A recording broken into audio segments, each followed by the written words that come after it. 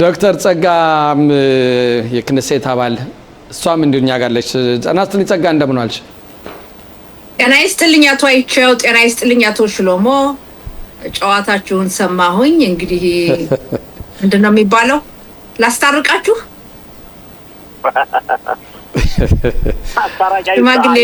አስታራቂ ሀሳብ ይኖራታል እሷ። እንግዲህ ታስታርቀናሽ እንግዲህ ምናምን ሽማግሌ ይግባ ማለት ነው። ጸጋ እንዴት ነሽ? ደህና ነሽ ወይ? እስራኤል አምላክ ይመስገን በጣም ደህና ነኝ። ያው እንደምታዩኝ ክነሴት ውስጥ ነው ያለሁት አሁን። ክነሴታችን እንግዲህ ህግጋቶችን እያጣደፍን ነው። ክነሴት የሚበተንበት ጊዜ ስለቀረበ ከዛ በፊት የተጀመሩ ህግጋቶችን በቅርብ ቀናት ውስጥ ለመፈጸም ያው 4 አመት እየሞላ ነው። በቂ ጊዜ ያላችሁ ወይ እነኚህ ህግጋቶችን አሁን ለመፈጸም? በጣም ርብርብ ላይ ነው የሚገኘውና ይሄ ነገር ግን አንድ ህግ ካለፈ በኋላ ቆይቶም ሌላም ውያ በቫዳ ምናምን የሚባል ነው ኮሚቴ መቅረብ አለበት። ለዛ ሁሉ ጊዜ ይበቃል ወይ? 2 ሳምንት መሰለኝ ባለሳሳት የቀራችሁ ክነሴት ሊበተን። አዎ አዳዲስ ህግጋቶች ምንም ጊዜ አይኖርም። ነገር ግን የተጀመሩ አሉ። የተጀመሩት መጨረስ ያስፈልጋል። ለምሳሌ አንድ ህግ ሲደነገግ በመጀመሪያ ህጉን የሚያረቀው የክነሴት አባል ካቀረበ በኋላ የክነሴት ማስኪሩት የሚሉት ከፈቀደ በኋላ የሚመለከታቸው የሚኒስትሮች ኮሚቴ ከፈቀደ በኋላ የመጀመሪያ ትሮሚት የሚባል ድምጽ መስጠት አለ። ከዛ ቀጥሎ የመጀመሪያ ዙር አለ። ወደ ኮሚቴ ይመጣል፣ ውይይት ይሆናል። እንደገና ሚስተካከሉ ካሉ ይስተካከል ይባላል። የሚጨመር ይጨመር፣ የሚቀነስ ይቀነስ። ከዛ ሁለተኛና ሶስተኛ ድምጽ እስከሚያልፍ ድረስ ብዙ ጊዜ ይጨርሳል። ስለዚህ አቶ አይቸው እንዳልከው ብዙ ጊዜ የለም። አሁን የተጀመሩትን ካልሆነ አዳዲስ ህግጋቶችን አንችልም። ሽሎሞም ትላለህ በዚህ ዙሪያ?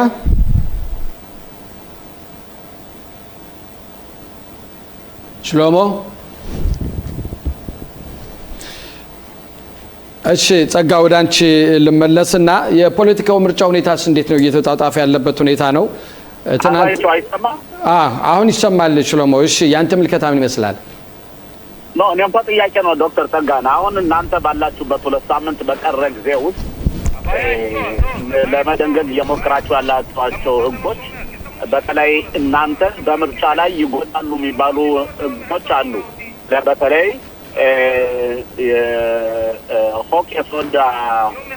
ሆኬሶድ ቶራ ኦሪት መማር እንደ መሰረታዊ ህግ ተብሎ እንዲወሰድና ያው አላማው በጀዙ መጨረሻ ላይ ኻሪጆች ውትድርና እንዳይሄዱ ነው። ሁለተኛው ህግ ደግሞ እናንተ የምትደነግጉት አሁን ውትድርና ጥሪ ተደርጎላቸው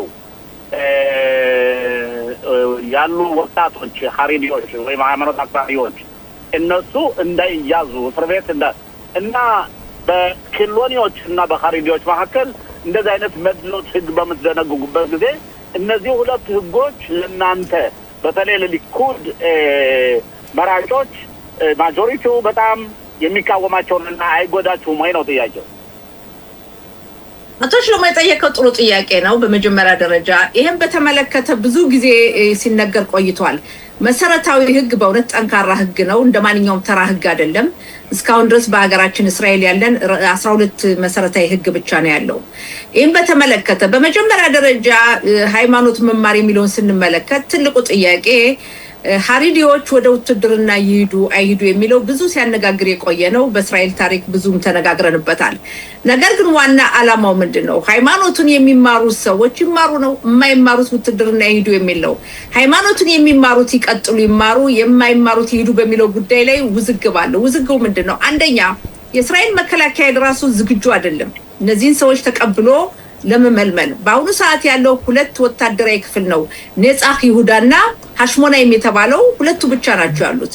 እነዚህ ብዙ ሰዎችን መያዝ አይችሉም። በጣም ጥቂት ሰዎችን ብቻ ነው የሚይዙት እና ይሄ ዝግጁ አይደለም። በአጠቃላይ የኻሪዲዎች ውትድርና ይሄዱ የሚለውን ጥያቄ ስንመለከት የፖለቲካ ጥያቄ ነው። የፖለቲካ ጥያቄ ባይሆንም ማኖሮ ጥንትም ጀምሮ ይሄን በተመለከተ እስራኤል ከተቋቋመችበት ጊዜ አንስቶ መፍትሄ ይሰጠው ነበር። ስለዚህ መፍትሄ ስላልተሰጠው አሁን መፍትሄ መስጠት የሚቻለው ሃይማኖት የሚማሩት ይማሩ።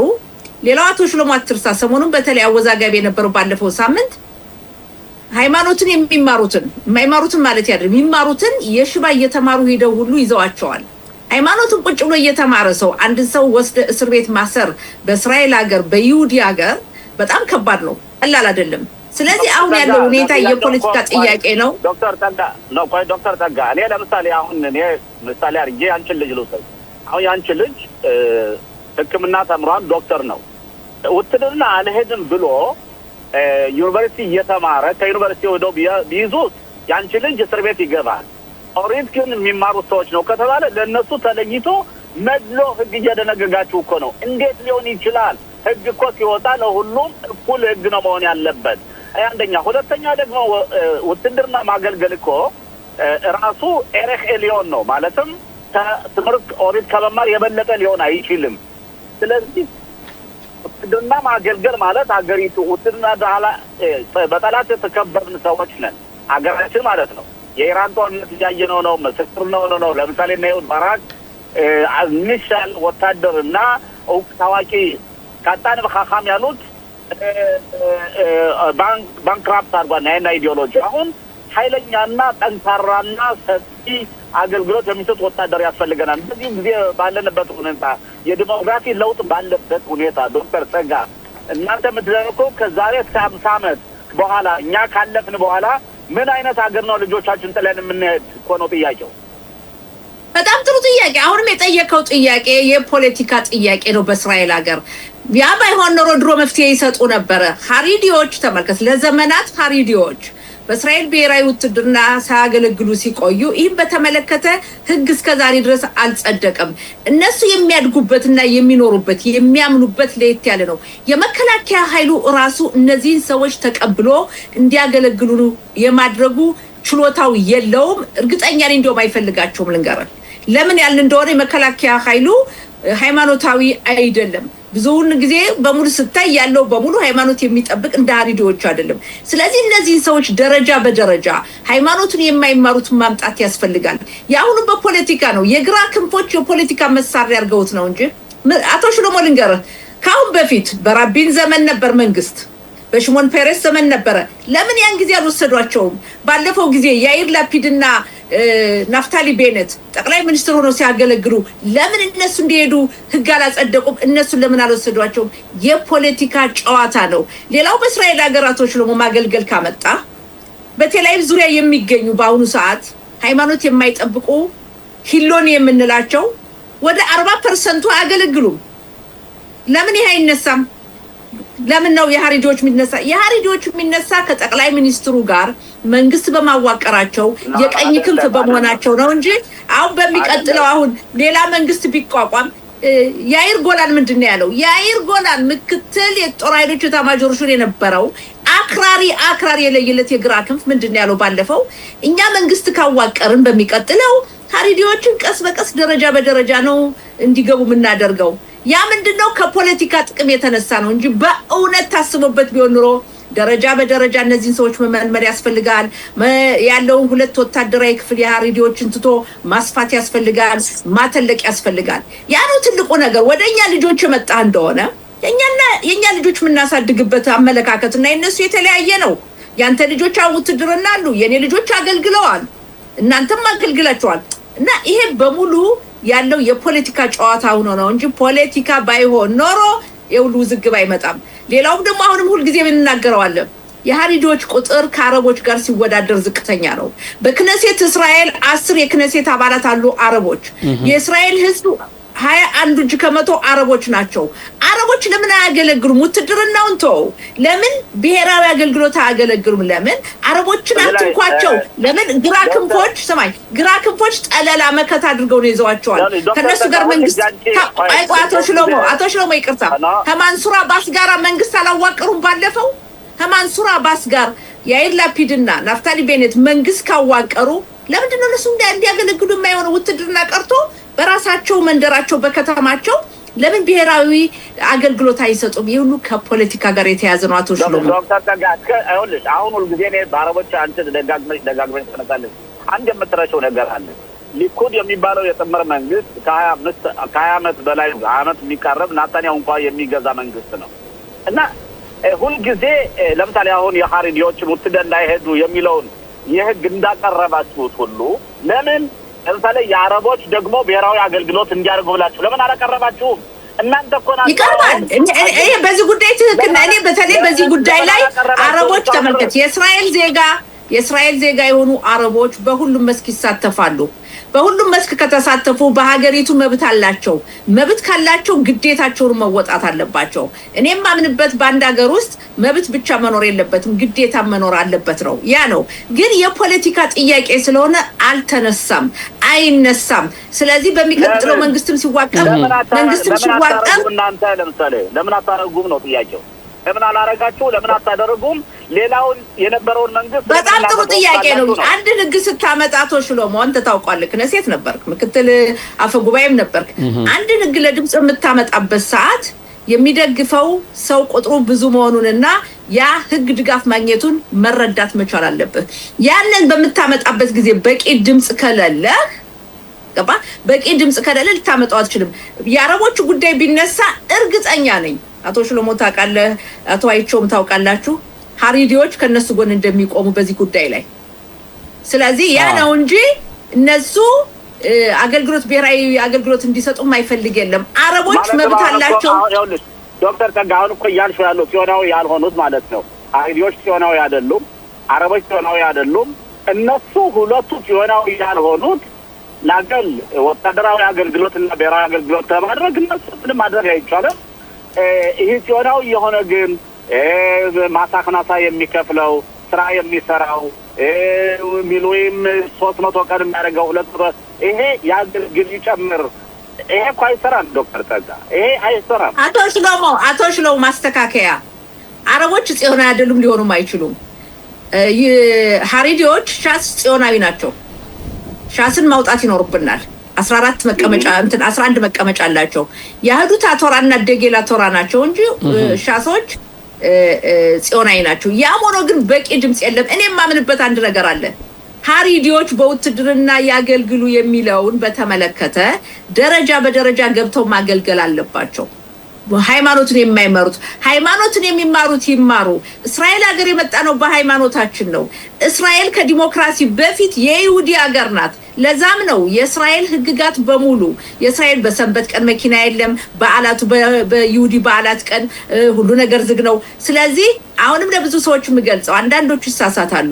በሌላ ሀገር እንደ አሜሪካ እንደ አውሮፓ በተለያየ ሀገራት ያንዳንዱ ሰው ሀገር የጋራ ነው፣ ሃይማኖት የግል ነው የሚባል ነገር አለ። ሀገርና ሃይማኖትን አለያይተው ያሉ እንደዛ አይደለም። በእስራኤል ሀገር ሃይማኖትና ሀገሩ አንድ ነው።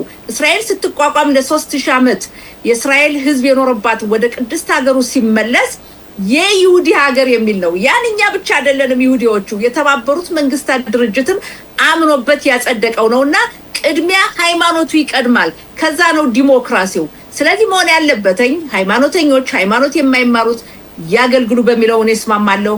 አረቦችን ብሔራዊ አገልግሎት መስጠት አለባቸው። የሀገራችን ጸጥታና ማህበራዊ ኑሮን በተመለከተ መብትን ሁሉም ሳያስፈልገዋል እኩል መብት ግዴታውን ጸጋውን እዚህ ላይ በእውነት ግን አሁን ለዚህ መፍትሄ ጠፍቶለት ነው ወይስ አሁንም የፖለቲካ ጨዋታ አድርገው ወስዶት ነው እንጂ ይሄ የፖለቲካ ጨዋታ በማህበረሰቡ ዘንድስ የሚያሳድረው ተጽዕኖ የለም ወይ? በተለይ በእንደዚህ በሃይማኖተኞችና ሃይማኖተኛ ባኖት መካከል ያለው ቅሬታ፣ ያለው ክፍፍል፣ ያለው መራራቅ ሌላ ተጽዕኖ ሊያሳድር አይችልም ወይ? ተመልከት፣ በመጀመሪያ ደረጃ የፖለቲካ ጥያቄ ያልከው ትክክል ነው አቶ አይቾ። ፖለቲካው ነው እንጂ ፖለቲካ ባይሆን ኖሮ እንደዚህ ውዝግብ አይመጣም። በ1992 ዓመተ ምህረት ይስሐቅ ራቢን ተመርጠው መንግስት ሲያቋቁሙ የሻስን ፓርቲዎች አስገብተው ነው መንግስት ያዋቀሩት።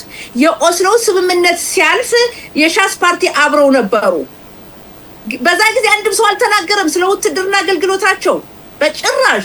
እና ስለዚህ ፖለቲካ ጥያቄ ነው እንጂ ፖለቲካ ባይሆንማ ኖሮ ሁሉ ነገር ደረጃ በደረጃ በስምምነት ነበር። እመኑኝ፣ ከአረቦች ጋር ባለፈው ከማንሱር አባስ ጋር መንግስት ያዋቀሩት ያይር ላፒድና ናፍታሊ ቤኔት ስለዚህ ጉዳይ ስለ ሀሪዲዎች ይናገራሉ፣ ስለ አረቦቹ ግን አይናገሩም።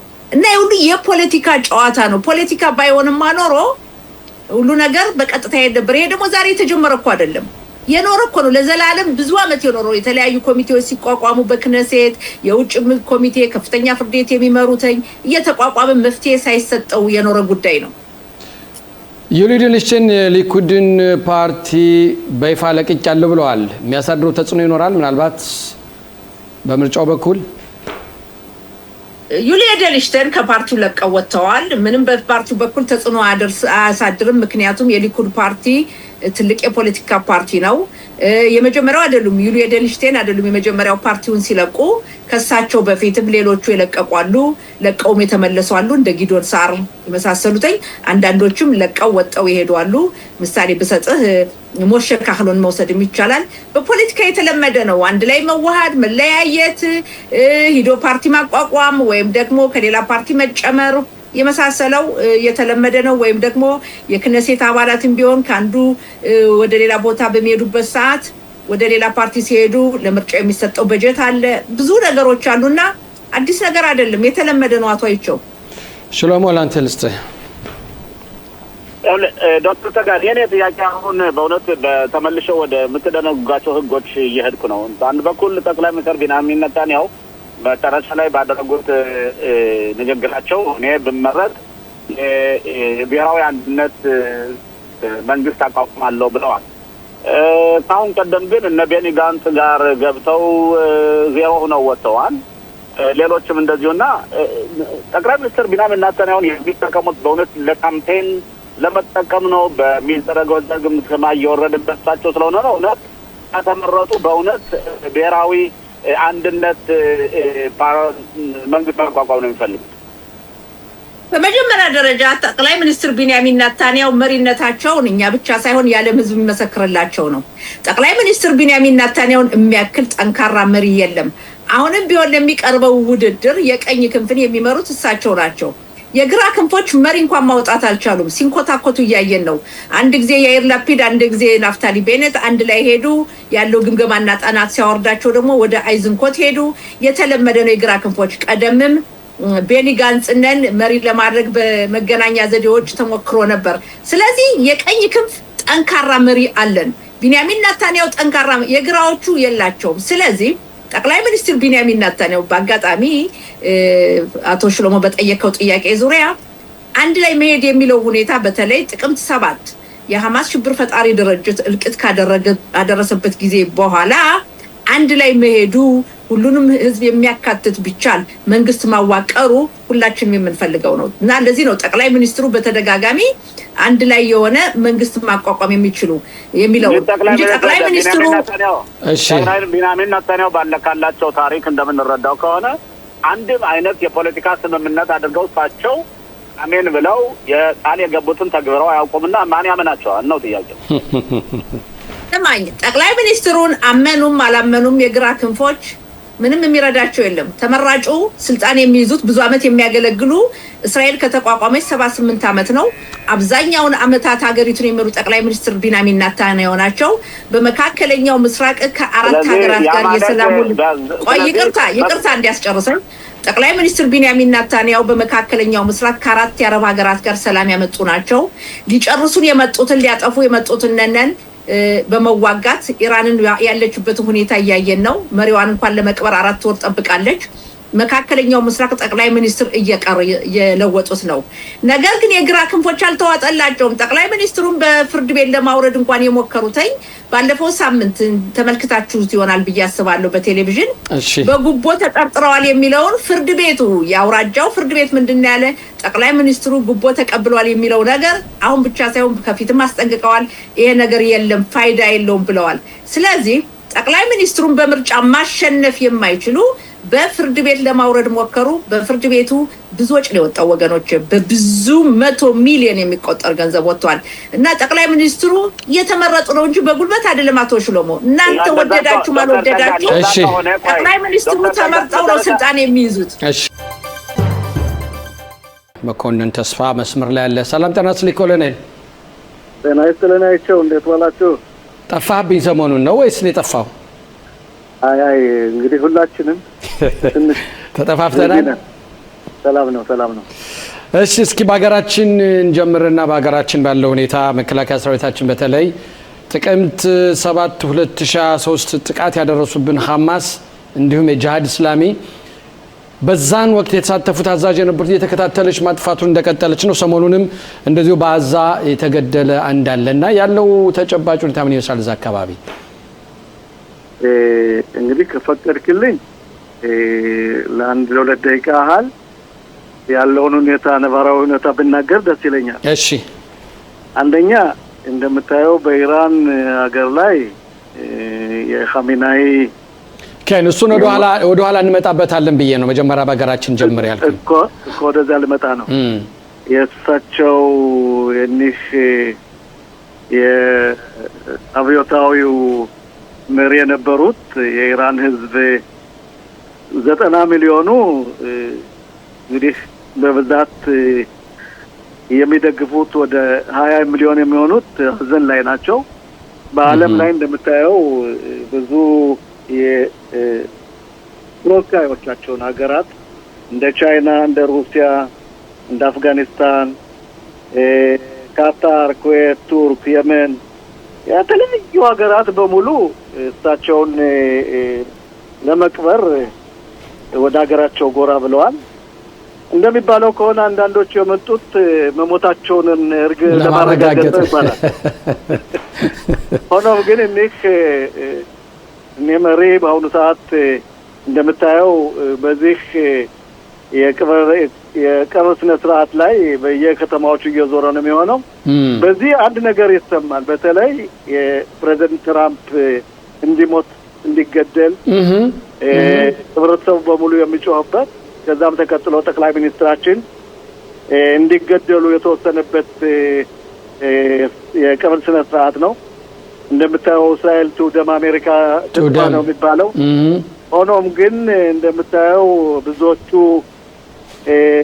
በተለይ አዲሱ መሪያቸው ሙሽታባ የሚባለው የኻሜናይ ልጅ በዚህ ስነ ስርዓት አይሳተፉም። የኑሩ አይኑሩ አይታወቅም። ምናልባት ቆስለው ሊሆን ይችላል። ሀገሪቱን የሚመራ ጠቅለል ባለ ሁኔታ ያው የሚዝቱት ወታደራዊ አካላት ናቸው። ይህ መንገድ የሚያሳየው ጠቅለል ባለ ሁኔታ ኢራን በየትኛው መስፈርት መበቀል ትፈልጋለች፣ ሀያላን ሀገራት መሆኗን ማሳወቅ ትፈልጋለች።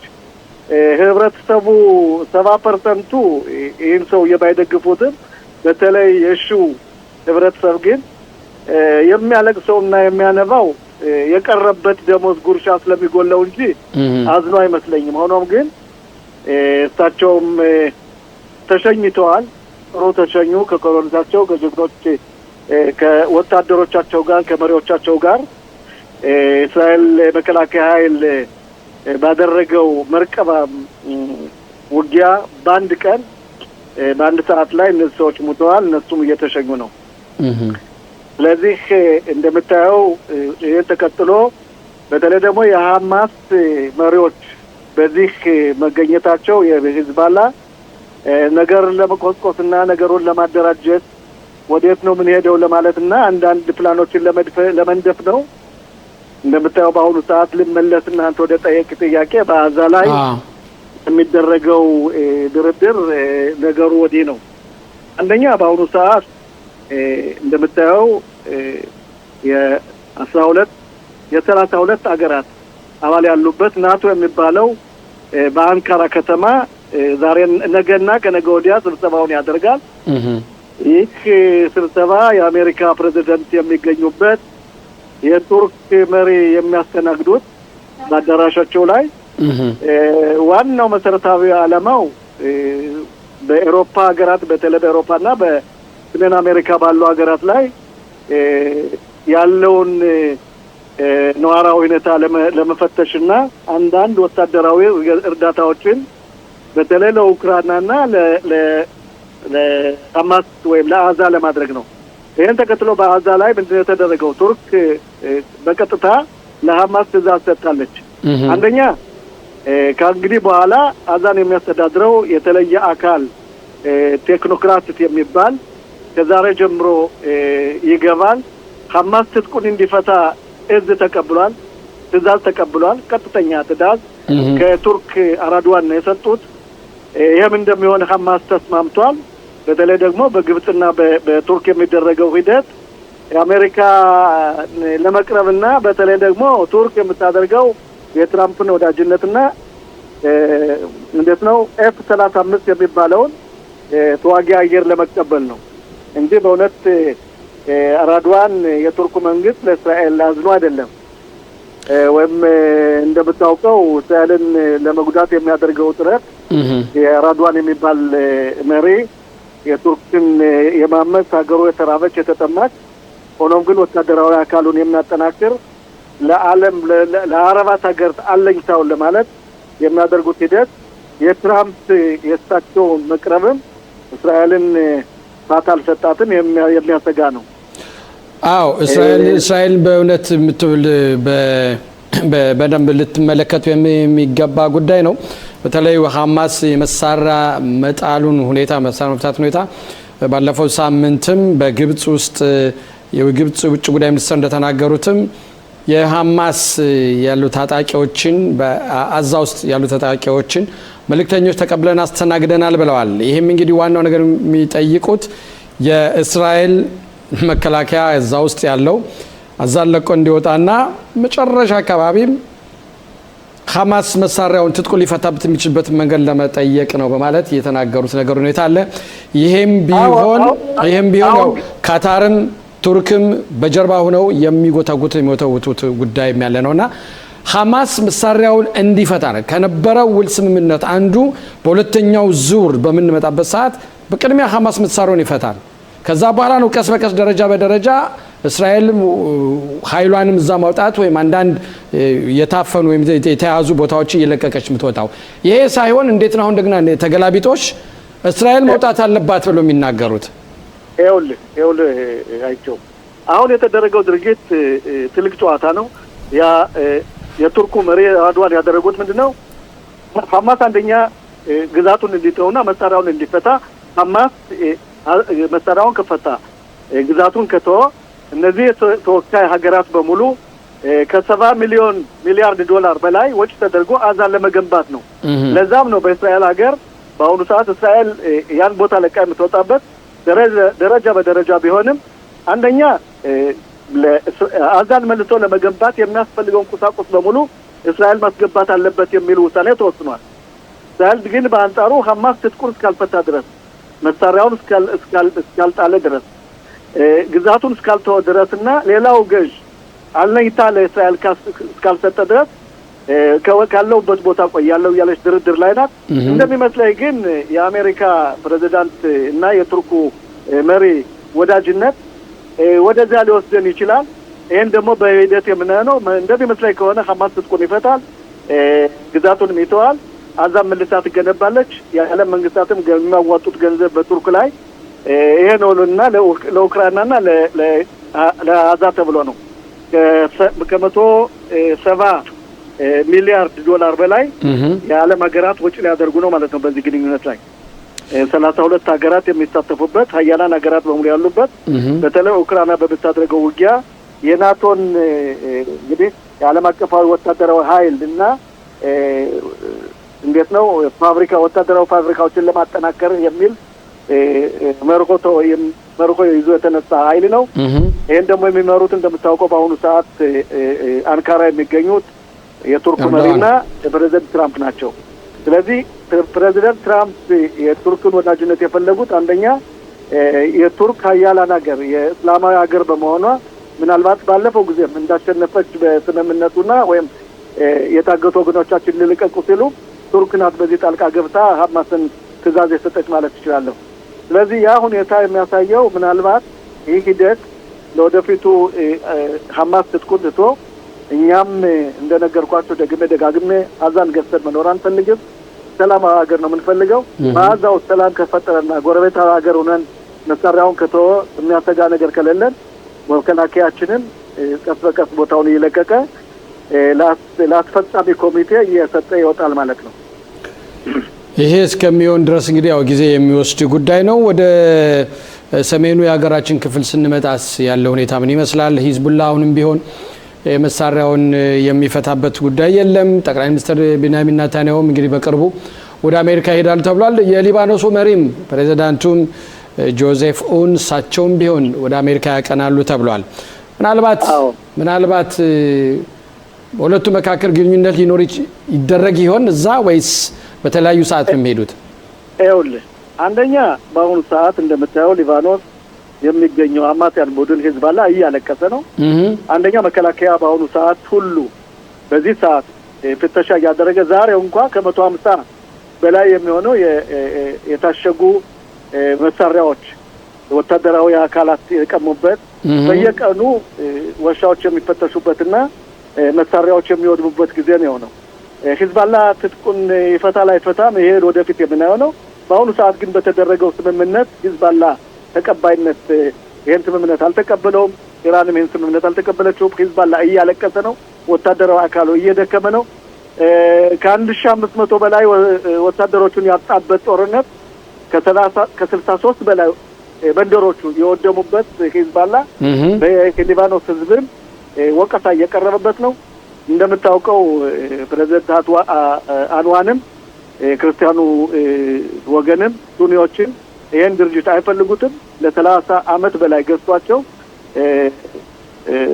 ያደረሰባቸው ጥፋት ብዙ ነው። ሊባኖስን ወደ ኋላ ካቆየ በኋላ በአሁኑ ሰዓት ደግሞ የደረሰው ጥፋት ትልቅ ስለሆነ ወደዚህ ስምምነት መምጣቱን እሱ አይፈልገውም። እንደሚመስለኝ ግን ይሄ ስምምነት በአሜሪካ በኩል ስለሚሄድና ምናልባት በአሁኑ ሰዓት 2 ሰፈሮችን የእስራኤል መከላከያ ኃይል ለቆ ይወጣል።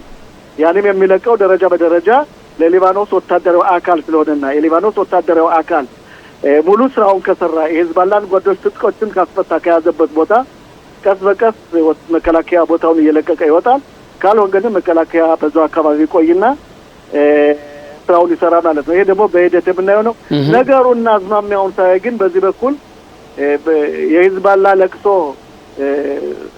እንደ አይናቀም ማልቀስም አለበት። ምክንያቱም ኢራን ለ32 አመት የገነባችው ጦር በዚህ 3 አመት ውስጥ ወድሟል። በአሁኑ ሰዓት ደግሞ ሊባኖስና እስራኤል ስምምነት ማድረጋቸው ወዳጅነት መፍጠራቸው የሊባኖስ ወታደር መግባቱ የኛ ወታደሮች በያዙበት ቦታ ራሱ ለሂዝቦላ ሽንፈት ነው። ይሄ ደግሞ ደካማ ጎኑን እየገለጸለት ነው። እንግዲህ በዚህ ሂደት ከሆነ ምናልባት በዛም በኩል ሰላም የሚመጣበትና ቀስ በቀስ ደረጃ በደረጃ ቦታዎችን እየለቀቅነ የሊባኖስ ወታደራዊ አካል በአሜሪካ ጦር እየታገዘ ሂዝቦላን ትጥቁን የሚያስፈታበት ይሄ ማለት ምን ማለት ነው? በአሜሪካ የሊባኖስ ወታደር በአሜሪካ ጦር መታገዝ ማለት ይሄ መለማተው የአሜሪካ ወታደሮቿን ሰዷም እነሱም እንግዲህ እንደ ዩኒፌል ክብር ስርዓት ሊያስከብሩ ነው ወይስ መጣው ሊያሰለጥኑ ነው? አይደለም። አንደኛ ስርዓት ሊያስከብሩ የነበሩ እንደምታውቀው ዩኒፌል የሚባል እንዲሁ ዝም ብለህ ተራ ዘበኛ ሆኖ ለ32 አመት በአውሮፓ የተውጣጣው ዩኒፌል የሚባለው ስራውን ሳይሰራ ሊባኖስ ሂዝቦላ ገዝቷት ሂዝቦላ ከሰፈሮቻችን እየመጣ የጎበዳበት ጊዜ ነበር። ምንም ስራ አልሰራም። በአሁኑ ሰዓት ግን በሱሪያ አካባቢ የሚገኘው የአሜሪካ ካምፕ እንደምታውቀው በሱሪያ ውስጥ አለ። ያ ወታደር እንግዲህ ውስጣዊ ምስጢሩን አላውቅም፣ ግን በዚህ ድርጊት እንደሚሳተፍና ሂዝቦላን ትጥቁን እንደሚያስፈታ በጋድ እየተነገረ ነው። እስራኤል በዚህ በኩል ስራዋን ትሰራለች። የምትሰራው ግን የያዘችውን ቦታ በስነ ስርዓት ማስተላለፍና አንዳንድ የኢንተሊጀንት እርዳታዎች ካስፈለገ ለዚህ አካል መስጠት እንጂ ትጥቅ በማስፈታት ውስጥ አትሳተፍም። እንደሚመስለኝ ከሆነ ግን የአሜሪካ ጦር ከገባና ሊባኖስ መሳሪያ ከተቀበለች በተለይ ከፍተኛ መሳሪያዎችና ሂዝቦላን የሚያንበርክኩበት ጊዜ ከደረሰ በቀላሉ ያ ነገር ሊፈታ ይችላል ማለት ነው። ሂዝቦላ ምን ያህል ሊንበረከክ ይችላል በቀላሉ? አንድ ሁለተኛ የሊባኖስ ጦር ደግሞ የታወቀ ነው። አሁን ለምሳሌ ሁለቱም ቢሆን የሂዝቦላ ጦርም ሆነ የሊባኖስ ጦር ቢያንስ 70% ከ170 እጁ ሺህ ሃይማኖት ተከታይ ናቸው። እንግዲህ የአጎት ልጆች ናቸው ማለት ነው ከሂዝቦላ ጋር። ሁለቱም መጋጨት ይችላል ወይ? እንግዲህ ውጣ አትወጣም፣ ልቀቅ አትልቀቅ የሚባል ነገር አለ እዚህ ላይ። ምን ያህል የሊባኖስ ጦር ብቁ ነው ለዚህ? አንደኛ ጥያቄው ጥሩ ጥያቄ ነው። የሊባኖስ ወታደራዊ አካል ደካማ ነው፣ ብዙም ሺህ ነው። የሂዝቦላን ጓዶችን ይወጋል የሚል አቋም የለኝም። ሆኖም ግን ሂዝቦላ በአሁኑ ሰዓት እንደምታውቀው ኢኮኖሚካሊ ወድቋል። ደሞዝ አይከፍልም። የሊባኖስ ኢሹ ተቸግሯል። ራስ በልቶ የሚጠፋውና ጥሩ ውሃ ጠጥቶ የማያድር ህዝብ ነው። ደሞዝ እስካልተከፈለው ድረስ ኢራን ገንዘብ እስካላለፈች ድረስ ቀጥታ የሚያጠናክረው የሊባኖስ ወታደራዊ አካል ደሞዝ የሚከፈለውና በስርዓት የሚመራው ሊደራጅና ስራውን ለመስራት ይችላል ማለት ነው። ስለዚህ በአሁኑ ሰዓት አንደኛ ሂዝቦላ ተዳክሟል ማለት ይችላል። ሙቷል ባልልም ተዳክሟል። ወታደራዊ አካል የለውም። ብዙ መሳሪያዎቹ ተቀምጧል። ድሮኖቹ በአሁኑ ሰዓትን እየወደሙ እያለቁለት ነው። የቀሩት ዋሻዎች ተደብቀው ያላቸው በተለይ ያልደረስንባቸው ቦታዎች ካልሆነ ድረስ እኛ በያዝናቸው ቦታዎች ከሊታኒ በላይ እስክታ ከዝዋራኔ ወንዝ እስከሚባለው እየተፈተሸ እየወደመበት ነው። 30 ዓመት ያከማቸው ወታደራዊ አካልና 30 ዓመት ያደራጀው መሳሪያ እየወደመበት ነው። ይሄን እኛ አገባደንለታል። ከእንግዲህ በኋላ ደግሞ የአሜሪካ ጦር ኃይልና የሊባኖስ ወታደራዊ አካል ስራ ከሰሩ ሊባኖስን በቀላሉ ነጻ ማውጣት ይቻላል። ሂዝቦላን ማንበርከክና ትጥቁን ማስፈታት ይቻላል ማለት ነው። እንደ ወደ ሐማስ እንመለስና ሐማስ እንደገና ራሱን እያደራጀ ነው እየተባለ ነው። የተለያዩ ዋሻዎችንም የተመቱ ዋሻዎችንም እያደሰ ነው። ራሱም ሐማስም እዛው አሁን በሚቆጣጠራቸው ቦታዎች ውስጥም የራሱ የሆነ እዛው አጥፍቶ ጠፊ ፈንጆችን ቦምቦችን እያዘጋጀ ነው። ብሎም በሲናይ በኩልም ሊያስገባ ነው ሙከራ እያደረገ ነው። በዚህ ደረጃ ባለበት ሰዓት እንዴት ነው ኤርዶዋን መሳሪያ አውርዱ ብሎ እነሱ ሊያስወርዳቸው የሚችል? ጥሩ ጥያቄ ነው። ነገሩ ወዲህ ነው። ከትላንትና ድረስ የሰማነው ያየነው ሐማስ ራሱን እያደራጀ ወታደሮችን እየመለመለ ሰልፍ እየወጣ ጥቅምት 7 አድርጋለሁ እያለ እየዛተ ነበር። ከትላንት ወዲህ ግን የሆነው በተለይ በዚህ ስብሰባ ምክንያት አንካራ በቱርክ ሀገር በሚደረገው ስብሰባ ትራምፕ ከመምጣታቸው በፊት ይህን እንዲል ተናግረዋል ማለት ነው። በዛን ሰዓት ነበር ሐማስ ክብሩ የተገፈፈው። ምክንያቱም የቱርክ መንግስት እንደምታውቀው ሂዝቦላን በመደገፍ መርከቦችን በማውጣት እስራኤልን በማውገዝ ጠቅላይ ሚኒስትራችን ሂትለር ነው በማለት የሚታወቁት መሪ ሐማስን ትጥቃችሁን ትፈታላችሁ፣ ግዛታችሁን ትተዋላችሁ ያሉበት ለቱርክ ጥቅም ነው። ያም ጥቅማቸው ምንድነው? የአሜሪካ መንግስት እንዴት ነው F-35 የሚባለውን ተዋጊ አየር ለመቀበል ነው። አሜሪካን ወዳጅነት ነው እንጂ የፈለጉ ሐማስ ነው ወደውት አይደለም። ስለዚህ ከትላንት በኋላ ማርሹ ተለውጧል። ይህ ማርሽ የሚለው ምንድነው? እነዚህ ቴክኖክራትስ የሚባሉ ከዓለም የተወጣጡ አንዳንድ መሪዎች አዛን ገዝተው ለመኖርና አዛን መልሶ ለመገንባት የሚወጣጣውን ገንዘብ ለመቀበል ከእስራኤል ቁሳቁሶችን አስገብቶ ሆስፒታሎችን ለመስራት ሌሎችም ተቋማት ለማቋቋምና ትምህርቶችን ለመስራት ነው። አዛ እንደምታውቀው ሙሉ በሙሉ ፈርሳለች ባልልም 90% ህንጻዎች በሙሉ ወድመዋል። ህዝቡ በድንኳንና በተለያየ ቦታ ነው የሚኖረው። አሁን ደግሞ በዙም ሃይማኖት ጎሼ ስቱደንት ነች፣ ተማሪ ነች አለች እኛ ጋር። ሰላም ጤና ይስጥልኝ ሃይማኖት፣ እንዴት ነሽ? ሰላም ጤና ይስጥልኝ፣ እግዚአብሔር ይመስገን ደህና ነኝ። ሁሉ ሰላም? ሁሉ ሰላም። ስቱደንት ነሽ? አዎ። አሁን የህግ ነው ህግ ነው የምትማሪው። በህጉ መሰረት ታያለሽ። ከዛም በኋላ አንቀጽ 1 አንቀጽ 2 እያልሽ ስራሽን ትቀጥያለሽ ማለት ነው። ኦኬ ሃይማኖት፣ እንግዲህ ፍቃደኛ ስለሆንሽ እጅግ በጣም እናመሰግናለን። በተለይ ደግሞ አሁን አንቺ ያው ስቱደንትም ነሽ። ድሮ ማለት መቼ ድሮን በለው እንግዲህ ቆየት ብሏል። ኢትዮጵያ ይሁዳውያን ወደ ከፍተኛ ትምህርት ተቋም ዩኒቨርሲቲም ኮሌጅም ገብተው ሊማሩ ሲሉ ራሱን የቻለ ባጀት ነበር የሚሰጣቸው። ምንም ክፍያ አልነበራቸውም። ሚልጋ የሚባል ነገር ነበር፣ ይሰጡ ነበር። አሁን ያለው ተጨባጭ ሁኔታ ምን ይመስላል? ምክንያቱም ያ በፊት ይሰጥ የነበረው አቋርጧል፣ አቆሟል። አዎ እንዳልነው 10,000 ብር በአመት ነው የምንቀበለው የነበር። ድሮ አይደለም ማለት ባለፈው አመት እኛ 10,000 ብር እንቀበል ነበር በአመት።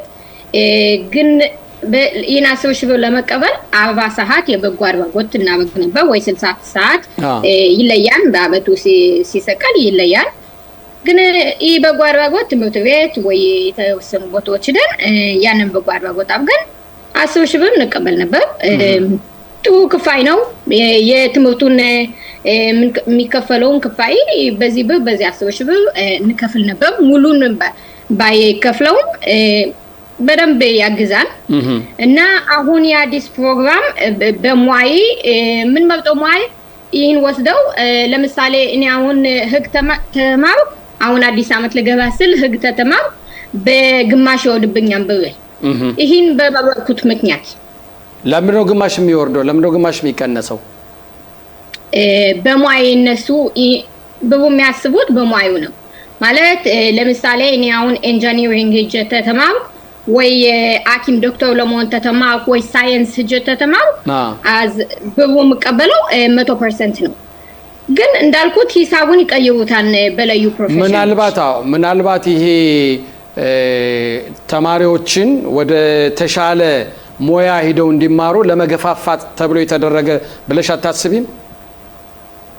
እኔ ምን መዝጊያውን ዘግተህ ኑ ወደ ቤት ግቡ ማለት አትችልም ማለት 57% ብቻ ነው ኢትዮጵያውያኖች ባግሩቱ ውጤታችን 57% ብቻ ነው ጥሩ ባግሩት የሚቆጠር ማለት ወደ ዩኒቨርሲቲ ልትገባ ስትል ጥሩ ውጤት ያስፈልጋል ባግሩቱ እና ግማሽ ብቻ ነው ጥሩ በጣም ጥሩ አይደለም ግን ግማሽ ብቻ ነው ጥሩ ሲባል ኑ ወደ እኔ ቤት ግቡ ዘግተህ ኑ ግቡ ማለት አይወሰን ስለዚህ ነው በጣም የሚከፋይ ነገር ያውቃሉ ወደ ዩኒቨርሲቲ ለመግባት እንደማይቀለነን ቢቀል ብዙ ዶክተርና አይነበር ብዙ ጠበቃና አይነበር ዳንኛዎችና አይነበር ግን ይህን ያወቃችሁ እንዴት ወደዚህ ፕሮፌሽኖች ሄዱይን መበጡትሉና ይህን የከበደንን ያወቃችሁ ኑ 100% ድግፋት ተቀበላላችሁ ይህን ተበበጣችሁ ማለታቸው ምናልባት ሆነ ቀደም ሲል እንዳልኩሽ አብዛኞቻችን አንቺ እንደምትይ እንግዲህ እነሱ የሚሰጡን መስፈርት ያን የሚሰጡትን ድጎማ ገንዘብ ሙሉ በሙሉ መቀበል የምንችለው እነሱ በመረጡልን የትምህርት ዘርፍ ሂደን ስንማር ነው ያ ደግሞ እኛ እንችልም አቅም የለንም እያልሽ ነው አባባለሽ እንደዚህ ነው አቅም የለንም ሳይሆን 70% ተማሪዎች ሴቶች ናቸው እና ያውቃሉ እነዚህ 70% እኛ እናውቃለን 70%ቶች ናቹራሊ ወደዚህ ፕሮፌሽኖች አይሄዱ ለምን ይሄን ያወቁ ለምን ይሄ ነው ስታቲስቲኩ ያውቁታሉ እነሱም ቁጥሩን አሳይተው ነበር ይሄን ያወቁ ቁጥሩን ያሳዩ ልክ እንደ ዙም አድርገው ነበር ስቱደንቶች ወቢነር የሚባለው በዛ ወቢነር አስቀለው ነበር ሁሉም ስታቲስቲኩን ምናምን ስለ ኢትዮጵያውያኖች የዲሞች አስቀለው ስለዚህ ሁኔታ ያወሩ ስቱደንቶች ምንም አይሉም ብለው አስበው ይሄን ያሳዩ እኛ ግን እናውቃለን 70% ነን እኛ ይሄን ያወቃችሁ ናቹራሊ ወደ ሳይንስ እና ዶክተር መሆን ምናምን ናቹራሊ አንሄድም ወደዛ እና እነዚህ ፕሮፌሽኖች በጣም ሀሳሳቢ ናቸው ግን ተፈለጋችሁ ቦኑስ ሰጣችሁ እነሱን የበለጠ መደገፍ ተፈለጋችሁ በጣም የተባበከ ሐሳብ ነው ስጧቸው ግን እኩል ለሁሉም መስጠት አለባችሁ በቂ ዳኛ የለንም ብዙ ቢዝነስ የለንም አዳዲስ የሚከፍቱ ወይ ማኔጀር ምናምን የሉንም ይሄን ያወቃችሁ አስተማሪም የሉንም ብዙ ይሄን ያወቃችሁ እንዴት ይሄ ፕሮፌሽን በቂ አይደለም ብሎ መቀበል ወይ ያን ፕሮፌሽን ይሄን በቀበላ ማለቱ በጣም ይገርማል ማን ነው ይሄን የሚያደርገው ማላግ የሚባል ነው ሟጻላ አስካላግዋ እነሱ ናቸው ይሄን የወሰኑት ይሄን ውሳኔ ሲወሰን ለዚህ ውሳኔ በወሰኑበት ሰዓት እንበል እንግዲህ ያ ውሳኔ የሚወሰነው በዚህ በከፍተኛ ትምህርት ተቋም ውስጥ ነው ተወካይ የተጠራበት ነበር ለምሳሌ እናንተና አንቺም ስናንታው ለምሳሌ በአንድ ላይ እንደ ተሰባስባችሁ እንደ ድርጅት አድርጋችኋል ያን ነገር ለመከታተል ለማየት ተጠርታችኋል ጠርተዋችኋል እዛ ቦታ ቁጭ ብላችሁ ተነጋግራችኋል ይሄ ነገር ሲያደርጉ ይሄ ውሳኔ ሲሰጥ እናንተም ተካፍላችኋል በስብሰባ አይደለም እኛ አልነበርንም በዚህ ስብሰባ እንደምናውቀው ስቱደንትም አልነበረም ተዛ እነሱንም ጥያቄ ስንጠይቃቸው ተክኔሴቱ ተስብሰባ ክኔሴት ባዳደ ነበር መልስ መቀበል ሞክረን ነበር ስቱደንት ነበራችሁ እዛ ስንላቸው መልስ አልሰጡም ስለዚህ ሁኔታ ይህን ያወቁ እንዴት አለ ስቱደንት እንደዚህ ያለ ነገር ማለት ትችላላችሁ ስቱደንት ሰምቶ አይቶ ይሄ ፕሮግራም ጥሩ አይደለም ጥሩ ነው ማለቱ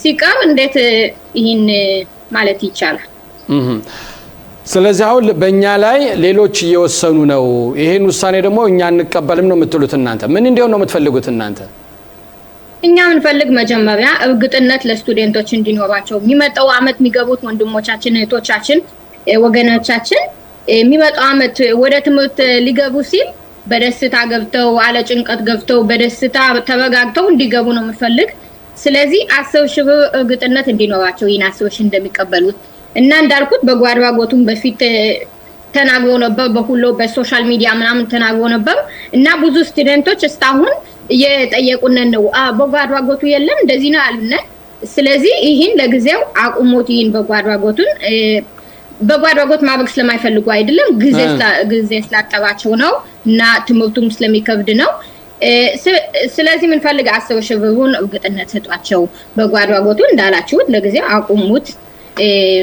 ምክንያቱም ይሄ በጎ አድራጎት እንግዲህ የምታደርጉትኝ አንደኛ እናንተም እየተማራችሁ ሌላም እያስተማራችሁ ነው አዎ ይሄ በእውነት ጥሩ አድራጎት ይሄ ጥሩ ሐሳብ ነው ይሄ በጣም ጥሩ ሐሳብ ነው እኛም እንደዚህ ነው የምናስብ ግን እንዳልኩት እነሱ ናቸው በሶሻል ሚዲያ ምናምን ብዙ ስቱደንቶችን እንደዚህ የነገሯቸው እና አሁን ይሄን ለመቀየር በጣም ስለሚከብድ ነው የምል እንዳላችሁት አብሁ ግን 10 ሺህ ብሩን ስጧቸው ለማንኛውም የሚመጣው አመት እርግጠነት እንዲኖርላቸው እና ይህ ብቻ አይደለም ነው የምል 25% ስቱደንቶች ኢትዮጵያን ስቱደንት ዲግሪውን አበቁትም 25% ያቋርጡና ይለቁታሉ እና ለምን ነው የሚለቁት ለምን ነው የሚለቁት በቢያንሳቸዋን ትምህርቱም አንዳንድ ጊዜ ያደግፋቸውም ተትምህርት ውስጥ አግዛቸው አንዳንድ ጊዜ ይሄን ያወቃችሁ እንዴት ይሄን 10 ሺህ ወስደው በግማሽ ማወዲች እንዴት ያወዱታል ይሄን ያወቁ 25% ሲያቋርጥ እንዴት በፊት አሁን ምን ሊሆን ነው ይሄን ፕሮግራም ተቀጠሉት ምን ሊሆን ነው ነምል ስለዚህ አሁን አንደኛ አንቺ እንደምትይኝ ወደዚህ ከፍተኛ ተቋም የሚገቡት ስቱደንቶች ተማሪዎች ከሚገቡት እንበንገዶ 100 ተማሪ ከገቡት ከ125ቱ አይጨርሱትም ያቋርጡታል ምክንያቱም ትምህርቱ ይከብዳቸዋል ወይም ራሳቸውን የሚከፍሉት የክፍያ ገንዘብ ያጥራቸዋልና ሌላ ህይወትም አለ ትምህርት ብቻም ሳይሆን ህይወትም አለ ስለዚህ አቅም ያንሳቸውና ይወጣሉ ያቋርጣሉ በዚህ ዙሪያ የተናገረ ሰው አለ ወይ በተለይ ይሄ የከፍተኛ ተቋም ኃላፊነት ወስዶ የሚያገለግለው ገብታችሁ በስነ ስርዓት ስብሰባ ይዛችሁ ያናገራችሁት ሁኔታ አለ ማለት ስብሰባው ተክኔሰቱ ነው የምትለው አይ እኔ ለምሳሌ ይሄ ከፍተኛ ተቋም እዚህ ሚልጋውን የሚሰጠው ማለት ነው በጎ አድራጎትን ገንዘብ ሚልጋው ምን ሰጠውን የነሱን አይም ይስባርቴም ላይ አይም ኒጋሽቴም ይስባርቴም ላይም ሻቴም כאילו יש מצב ככה 25% מאלה שמתחילים לא מסיימים למה הם יודעים את זה ያውቃሉ ይሄን ያውቁታሉ ያውቃሉ ማለት ብቻ በቃ አይደለም ተቆላቸዋል እኛም ነግረናቸው ነበር በስብሰባው አሰቀለነው ነበር ግን እነሱ ይሄን ሰምተው እንዳልኩት መልስም አልነበራቸው የኦሸቮሻ ዋዳ የቆመው ሞሼ ሰሎሞን ያላቸው ደብዳቤ የሆኑ ዶክመንትስ ምናምን አምጡ ብሏቸው ነበር ለሚመጣው 2 ሳምንት ተሰጣቸዋለሁ ብሏቸው ያላቸው እንደ ዶክመንት ነው አይደል ሄዱ አዲስ አምጡልኝ አላሉም የነበራቸው ዶክመንት አምጡልኝ 2 ሳምንት አላችሁ ብሏቸው ነበር ግን እነሱ እስካሁን አላመጡትም አላቀረቡትም ያንን ዶክመንት እና የቫዳታ ይጉይ ህብረተሰቦች አልመጡም እነሱ ግን እንዳልኩት ብዙ ያልመጡ ነበሩ ወደዚህ ቫዳ የነበረው ቫዳ እና እኛ ምንል ይሄ ሰው ያንን ይሄን አረጋ አይደለም እኛ ምንፈልግ በእውነት ይሄን ሁኔታ በጥሩ መንገድ ለመፍታት ነው ምንፈልግ ለማገዝ እነሱም ጥሩ ሐሳብ እንዳላቸው አምናለሁ ባንድ ላይ መስራት ነው ምንፈልግ ተነሱ ጋር ለስቱደንቶች እርግጠነት እንስጣቸው ለሚመጡ አመት ይሄ ነው ዋናው ነገር እና ይሄን ነው መሞከር ምን ሞከር ማድረግ አሁን እናንተ ይሄን ባንድ ላይ ሆናችሁ ይሄን ለማድረግ እየጣራችሁ ነው ምናልባት በዚህ ዙሪያ በዚህ ውሳኔ ላይ ከጀርባው የሆነ የፖለቲካ ሂደት የለውም እኛ ፖለቲካ ምናምን የለነበትም እንዳልኩት እኛ ስቱደንት ነን እኔ እና አቢብ ሙላ በጣም ነው ማመስግናት ጓደኛዬ በዚህ ሁኔታ ምክንያት ነው ያወቋት ያወባነን ስለዚህ ባንድ ላይ ዋትስአፕ ወሰድጀላት የነገርኳት ከዚህ ግሩፕ 1000 ሰው አለ ስቱደንት አሉ ዝም ብለው እንዴት ብዙአቸውን ሲቀንሱባቸው በግማሽ ዝም ይላሉ ብዬ ነው እኔና አቢብ ያልነን ዝም አንልም የወንድሞቻችን በው ሲወሰድ ዝም አንልም ብለን ነው ኢን ስቱደንት ሞቢሊዜሽን እየከፈት ነው ኦኬ አሁን ምን አይነት እንቅስቃሴ አድርጋችኋል እስካሁን እየሞከርን ነው ምን ችለውን ሁላ በምን ችለው በቫዳ በክኔሴት ምን አበጎን ሁላ የቀሰቀስነን ነው ሰዎችን እና እንዳልኩት በዚህ ሁኔታ ፖለቲክስ የለም ሁሎች የተወካዮች የአበሻዮች ተወካዮችን ሁሎችም ባንድ ላይ ተሰብስበው ነበሩ ቁጭ ብለው ባንድ ላይ አግኝታችሁ ተወያይታችኋል ከነሱ ጋር አዎ ተክኔሴቱም ተወካዮችን ክኔሴቱ ተሰብስበው ቁጭ ብለን አውርተን ነበር ተሁሎች ጋር እና እንዳልኩት በዚህ ሁኔታ ሁሎች አንድ ሐሳብ ነው ያላቸው እነሱ ሚሉ የወንድሞቻችን ብር እንዳይጎዳ በዚህ ሁኔታ ሐሳባቸው አንድ ነው ስለዚህ ምን ፖለቲክስ በዚህ የለም ዋናው ለኛ ለሁላችን ይህም በመስጠት ነው ዋናው ለኛ አበሻ ስለሆነ ነው ልትያለሽ እንዲህ ያለ የሚያከብዱት አበሻ ስለሆነ ነው እርግጠኛ በዚህ ሁኔታ ለምን ያውቃሉ ዝም እንደምንል አብዛኛው ዝም እንደምንል ይሄን አስበው አላሰቡም ስቱደንቶች ስለዚህ ሁኔታ ተነስተው የሚያወሩ አላሰቡም ኤሬዝ ዮሴፍ ተናስተልኝ ኤሬዝ እነስለይቸው በጣም ካብገኝ እኮ ከመጠን በላይ በቸም ስራችን ነው እውነት እኮ ነው አንተ ለጋዜጠኛ እቸው ታላቅና አላልከኝ እውነት እኮ ነው ኢንሻአላህ ለቶሜር እንደዚሁ እውነት ነው እንዴት ነህ ደህና ነው ወይ ኤሬዝ እንደምን ነህ ሰላም እንግዲህ ሞንዲያል እየቆመ በዚህ ሰዓት በጣም ደስተኛ ነኝ በጣም ደህና ነኝ እንዴት ነው እስካሁን ድረስ እንዴት አየው ያሁን የነበረውን በተለይ ሞንዲያልን ጨዋታ እንደው ለማጠቃለል ጊዜ ይኖር እንዳንደው እስካሁን የመጣንበትን በተለይ አሁን ከነበሩት ቡድኖች የተጣራ 8 ምርጥ ቡድኖች የቀሩበት ሁኔታ ነውና እንዴት እስከዚህ የመጣበትን ጨዋታ ለምሳሌ ብቃት ነበረው ወይ የተመልካቹ ሁኔታ ስታየው የክለቦች የሀገራት የተሳትፎ ሁኔታ ስታየው እንዴት ተመለከትከው ይህ ሞንዲያል በጣም የሚያስገርም ሞንዲያል ነበር በብዙ ይዘቱ በብዙ የፖለቲካ ሁኔታዎች ጣልቃ በመግባታቸው እንደዚሁም በሶስት ሀገሮች በመከፈሉ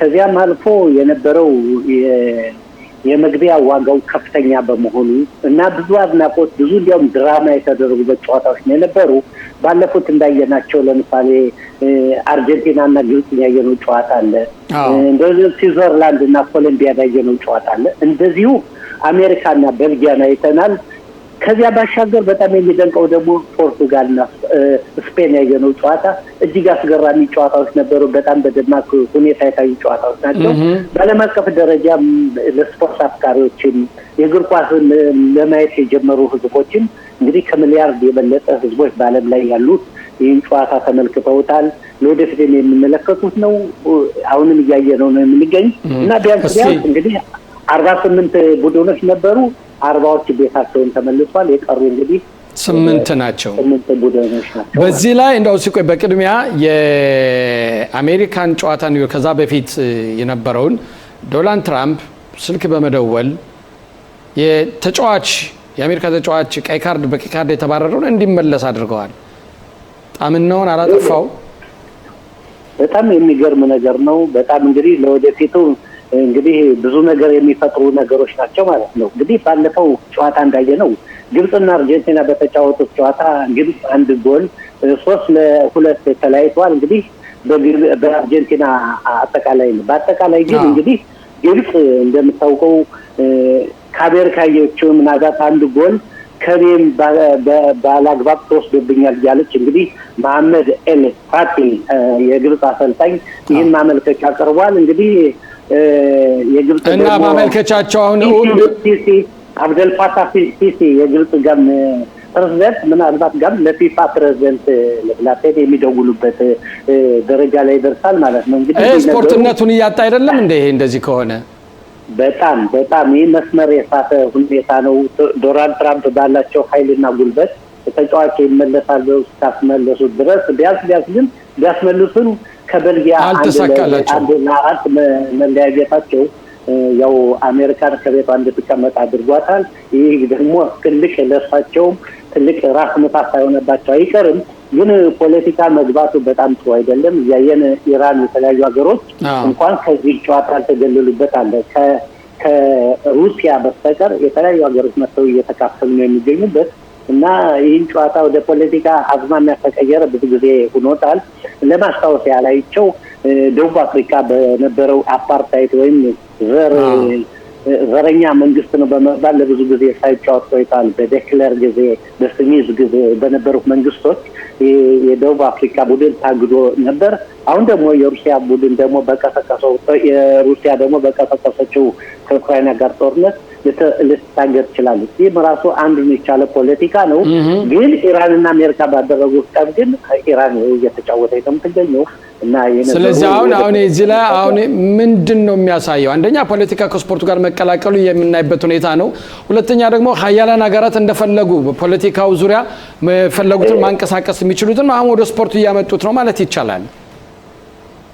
ትክክል። ባለፉት ዘመናቶችም የፖለቲካ ሽኩቻ ነበር። እንደምታውቀው ሶሻሊስት ሀገሮች በሶሻሊስት ሀገር ጨዋታ ሲያደርጉ ለምሳሌ ምዕራብ ሀገሮች የሚባሉት አሜሪካ፣ ሌሎችን የሚደግፉ ደግሞ በሌላ ሀገር ኦሊምፒክ ሲያደርጉ ቆይቷል። ለምሳሌ የሎስ አንጀለስ ኦሊምፒክ እና እንደገና ሞስኮ ላይ የተደረገው ኦሊምፒክ ለምሳሌ በሩጫ ብናስታውሳቸው እንደ መሐመድ ከድር እንደዚያ ያጠቁበት ጊዜ ነበር። ሁለት ጊዜ ያጠቃበት ጊዜ መሐመድ ገድር ሙሩስ ኢፍጣር የተሳተፈበት ኦሊምፒክ የምናስታውሰው ነው። በሌላ በኩል ግን ሎስ አንጀለስ ላይ በ84 የተደረገው ውድድር ኢትዮጵያ እንኳን ኮሚኒስትን ትከተላለች ተብሎ ያልተጠራችበት ወቅት ነበር እና ይህን ስታዩ ውስጣዊ ሽኩቻው እንደቀጠለ አሁን ግን በገሃድ እየወጣ ያለ ነገር ነው ማለት ነው። የሚገርም ነው። ወደ እግር ኳሱ ስንመለስ አሁን የአርጀንቲናና የግብፅን ጨዋታ በእውነት በተአምር ሁኔታ የታየነበት ሁኔታ ነው። እውነት አርጀንቲና ታልፋለች ብሎ ያሰባል ነበር። በተለይ መጀመሪያዎች አካባቢ እንደው የመጨረሻዎችን 10 ደቂቃ ነው አርጀንቲና ተጫወተች ማለት ነው። ምንድነው የተፈጠረው ሁኔታ ግን እዛ ላይ? ትክክል። የአርጀንቲና ቡድን በተለይ 2 ጎሎች በመግባቱ የመደናገጥ ሁኔታ ነበረው። ግን የሚያሳየው ናይቼት ላይ መሰለ በሳይኮሎጂ መብሰላቸው በስነ ልቦና የመብሰላቸው የተጫዋቾች ሁኔታ ያው ከ79 ደቂቃ በኋላ ያመጡት ለውጥ 3-2 በማሸነፋቸው የግብፅ እንደምታውቀው ጥሩ ተጫዋቾች አላቸው። የእንትን በእነሱም የሚናቁ አይደሉም። መሐመድ ሳላህ ሊቨርፑል የሚጫወት አለ፣ ኡመር ማሙሽ አለ፣ ሐምሳ አብደል መጂድ አለ፣ ሙስጠፋ ሸብር በረኛውን አይተዋል። ሙስጠፋ ሸብር ራሱ ከፍተኛ የሜሲን ሪጎሪ ያቆመ ነው እና ስታው ግብፅን ባደረገችው ፊልሚያ ከአፍሪካ ውስጥ ያሳየችው ጨዋታ እስካሁን ድረስ ግብፅ ናት። አሁን ደግሞ የሚጠበቀው ደግሞ ከፈረንሳይ ጋር የምትጫወተው ዛሬ ለሌሊቱ ፈረንሳይና ሞሮኮ እንግዲህ ሁለቱ ፈረንሳይና ሞሮኮ እንግዲህ አንድ ናቸው ማለት ይቻላል። እንግዲህ ሁለቱም አንድ ጎረቤት አንድ አካባቢ ሰዎች ማለት ብዙዎች የሞሮኮ ተጫዋቾች በፓሪስ ሳን ጀርማን በተለያዩ ፈረንሳይ ክለቦች ተለያይተው ይጫወታሉ ማለት ነው። እንግዲህ እነዚህ በፈረንሳይ ቡድን ስለሚጫወቱ አብዛኛው የሞሮኮ ተጫዋቾች የአውሮፓን ምድር የረገጡ ናቸው። ብዙዎች ተጫዋቾች እንደምናውቃቸው ከባድ ጨዋታ ይሆናል ሮማ የሚጫወቱ አሉ እና ብዙ ስናያቸው የሞሮኮ ተጫዋቾች አብዛኛውን ራሳቸው ፓሪስ ሳን ጀርማን ውስጥም የሚጫወቱ አሉ። ቅድም እንዳልኩ በተለያዩ ቡድኖች የሚጫወቱ አሉ እና ስለዚህ እርስ በርሳቸው የሚተዋወቁ ናቸው። ቲማቸው ከፍተኛ ጨዋታ ነው የሚሆን። በፈረንሳይም እንደምታውቀው እንግዲህ ከባድ የሆኑ ተጫዋቾች ነው የሚገኙበት። ሞሮኮም የማትፈታ ሀገር ናት። ስለዚህ ጥሩ ጨዋታ የምታሳይ በአፍሪካ ከግብፅ ከተላሷ ነው። እንግዲህ ነገ ቤልጂየምና ስፔን አለ። አዎ ቤልጂየምና ስፔን እንግዲህ ደግሞ ያው ስፔን እንግዲህ ፖርቱጋልን ካባረረች በኋላ እንግዲህ ቤልጂየምን አሜሪካን ብሔራዊ ቡድን ካስተናበተች በኋላ ሁለቱ እንግዲህ የሚገናኙበት ወቅት ነው። ሁለቱም እንግዲህ ከፍተኛ ጨዋታ የሚያሳዩት ነው። የቤልጂየም ቡድንም በጣም ከፍተኛው ስፔንን ብዙ እንደሚገመግሟት ምናልባት ለመጨረሻው ማጣሪያ ትደርሳለች ተብላ የሚጠበቅ ሀገር ናት። እንግዲህ የሚያሳየው ጨዋታ ከፍተኛ ጨዋታ ይሆናል ማለት ነው። ይህ እንግዲህ የተፋፋመ ጨዋታ ከፍ እያለ እየሄደ ነው። እንግዲህ የመግቢያው ዋጋም በጣም ከፍ እየናረ እየሄደ ነው ማለት ነው። አሁን ድረስ እንግዲህ ወደ $10,000 የሚጠይቅበት ጊዜ ይመጣል ማለት ነው። እንግዲህ ለአንድ ጨዋታ ለማየት ቅርብ ቦታዎች ለመቅረብ ማለት ነው እና ይህ ጨዋታ ከፍተኛ ጨዋታ የሚጠበቅ ጨዋታ ነው ማለት ነው። ሮናልዶን ስንብት እንዴት አየው? እንግዲህ አንድ ሰው በስፖርት ሜዳ ላይ ሲጫወት ማሸነፍ ያለ ነው። ሲመጣ ይህን ነገርም ከልቡ አውቆት እንደመጣ ያውቃል። እንግዲህ ስላልቀን ነው ምናልባት ጓደኛው ሜሲ ተወዳዳሪው እስካሁን ድረስ 8 ጎሎችን አስቆጥሯል። እንግዲህ ሜሲ የሚራመድ ይሆናል። እንግዲህ ሮናልዶ ምናልባት ምንድነው ቤታቦት ወይ የሽማግሌዎች ቦታ ኪዶ ደግሞ ቴሌቪዥን ማየት ይችላል ማለት ነው። አንዳንዶቹ ያለ እንግዲህ የተሰናበተ ነው ማለት ነው። አንዳንዶቹ ሮናልዶ ጭራሽ መሳተፍ አልነበረበትም በዚህ እንዳውም ግሩፑን ቡድኑን ትኩረት እሱ ላይ በመሆን ለሌሎች ተጫዋቾች ትኩረት ሳይሰጣቸው ቀረ የሚል አባባል የሚሉት ማለት አንተ ምን ያህል እውነት ነው ትላለህ ይሄ ጉዳይ? በአንድ በኩል ስታየው እውነት ነው፣ ብዙ አዳዲስ ተጫዋቾችን መፍጠር ይቻል ነበር። ሆኖም ግን በሌላው በኩል ከፖርቱጋል እስካሁን ድረስ ታዋቂ የወጣው ተጫዋች እሱ ብቻ ነው በፖርቱጋል ውስጥ። ፖርቱጋል አገሪቱን የሚያሰራት በዓለም አቀፍ ደረጃ አሁን የፖርቱጋል መንግስት ማን ነው ብንል ማወቅ አንችልም፣ ስሙንም መጥራት አንችልም። ግን የፖርቱጋል ተጫዋች ሲባል ሮናልዶ መነሳቱ አይቀርምና ስለዚህ ለሀገሪቱ ራሱ አንዱ ማስታወቂያ እስከሆነ ድረስ የሚጫወተበትም ሀገሮችን ሳውዲ አረቢያ ውስጥ ለሚጫወት ብዙ ገንዘብ ስላለው ብዙ ውጤት ስላመጣ ቀላል ተጫዋች አይደለም። ፖርቱጋልን አንዱ የማስታወቂያ እንዳድርገው እንዲያቀርቡትና ከዚህ በበለጠ ብዙ የጨዋታ ስልትና ልምድ ስላለው ተሰሚነትም ስላለው ብሔራዊ ቡድን እሱን አልባ መሄድ የማይችልበት ወቅት ሊደርስ ይችላል። ምክንያቱም የሀገሪቱ ህዝብና ቲፎዞም ተጽዕኖ ሊፈጥር ስለሚችል በዚህ ምክንያት ቢጠቁም ባይጠቁም ኩተቱ ምናልባት እሱን ቢያስቀሩትም እሱን ሳታስገቡ ቀራችሁ ይባላል። አሁን ደግሞ ሲወድቁ ደግሞ ለምን እሱ ገባ ብሎ ሰው መኮንኑ ስለማይቀር የሰው ኩናኔ ብዙዎች ናቸው እና መጫወቱ ራሱ ለሀገሩን አስቀርቷል ማለት ነው። አሁን ቀጥታ ወደ ሩቬን መሸሻ መምህር ሩቬን መሸሻ የሰሜኑ ክፍል ጉዳይ ቃል አቀባያችን ወይ ዘጋቢያችን ይገኛል። ጤና ይስጥልን መምህር ሩቬን። ጤና ይስጥልን ሽሎሞ። ሰላም ነህ ወይ? ደህና ነኝ ይመስገን ደህና ነኝ። ብዙ ጊዜ አልተገናኘንምና ከኔ ጋር ማለት ነው ምናልባት ከሌሎች አቅራቢዎች ጋር ተገናኝተን ሊሆን ይችላል። እንዴት ነው አካባቢያችሁ? ሂዝቦላ እጁን አንስቷን የጦርነት ማቆም ስምምነት ከሆነ በኋላ አሜሪካዎች ከወሰኑ በኋላ ተኩስ አለ ተኩስ የለም? ህዝባችን በሰላም ነው የሚገኘው? አካባቢው በተለይ ቅሪያት ሽሞና ሚቱላ እዛ አካባቢ እንዴት ነው? ይኸውልህ አሁን ልክ መንደርደር አድርገህ እንዳቀረብከው አዎ ሂዝቡላ ከእስራኤል ጋር ባደረገው ጦርነት እስራኤል እየመረረ ጥቃት አድርሳበታለች።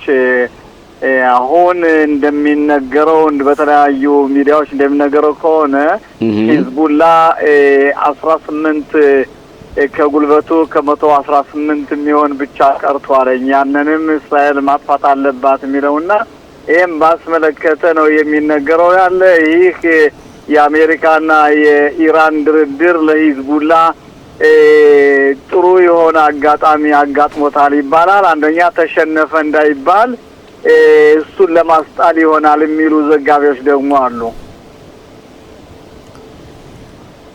እንደገና ሮቤን አልሰማሁም። ምን አልከኝ?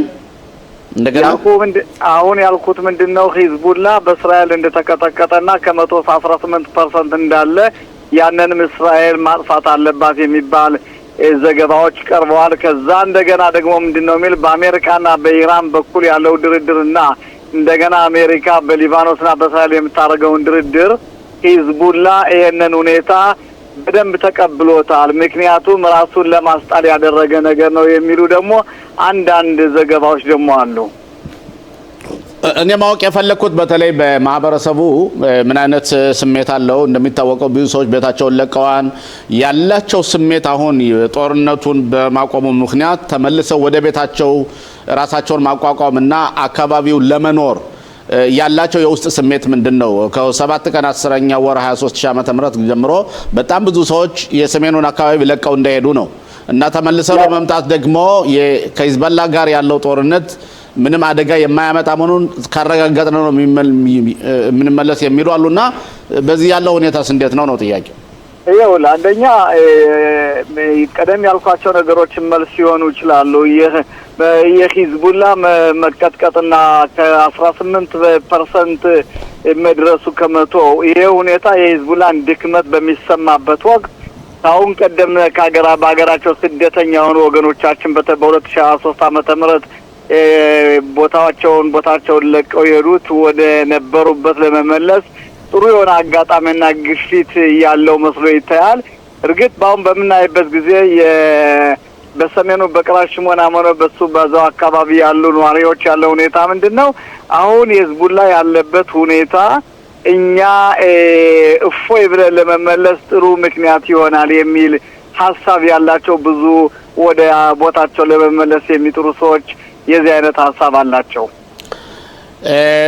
ግን አሁን ያው እንደሚታወቀው አሁን ለምሳሌ አንተ አስተማሪ ነህ፣ ትምህርት ሚኒስቴር ነው የምትሰራው። አሁን ትምህርት ቤት ከመስከረም ጀምሮ ትምህርት ቤት ይከፈታል። ባለፈው አመት 60% ብቻ ናቸው ተመልሰው ወደ መደበኛ ትምህርት ቤታቸው የመሩት። ሌሎች ጭራሽ ወደ ቤታቸው አልመጡም፣ ትምህርት ቤትም አልተመዘገቡም። አሁን 7ኛ ወር 8ኛ ወር በሚደረጉ ቅድመ ዝግጅት ትምህርት ቤት ለመክፈት ወላጆች ቤት ልጆቻቸውን እያስመዘገቡ ነው የትምህርት ቤቶች። አዎ ካሁንም ቢሆን ካሁን ቀደም በጠየቀኝ ሁኔታ ወደ 60% ይመጣሉ እያልኩ የመለስኳቸው ወቅቶችም ነበሩ።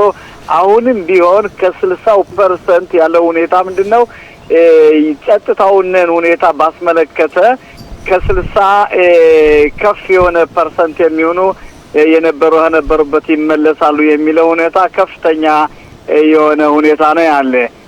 ለጠየቀው መጨረሻ ላይ ጥያቄ ልጆቹን ባስመለከተ ከረፍት ወጥተዋል። እንግዲህ በሴፕቴምበር አካባቢ ከትምህርት ቤት ተመልሰው ከቤታቸው ረፍቱን ጨርሰው ወደ ትምህርት ይመለሳሉ አለ። ይሄን ለማድረግ ቅድመ መዝገባ ልጆች አሉ። ወላጆች በአሁኑ ሰዓት በተለያዩ ቦታዎች በኤሪያም ሆነ ትምህርትን የሚመለከታቸውን በሙሉ ልጆቻቸውን በማስመዝገብና በማዘጋጀት ላይ ነው የሚገኙ በአሁኑ ሰዓት። ይሄንን ያለውን የጦርነቱ ሁኔታ በአንድ ገጽ በማስቀመጥ ልጆቻቸውን በማስመዝገብ ላይ ነው የሚገኙ በአሁኑ ሰዓት። ሽሎሞ ሌላው ሩቤን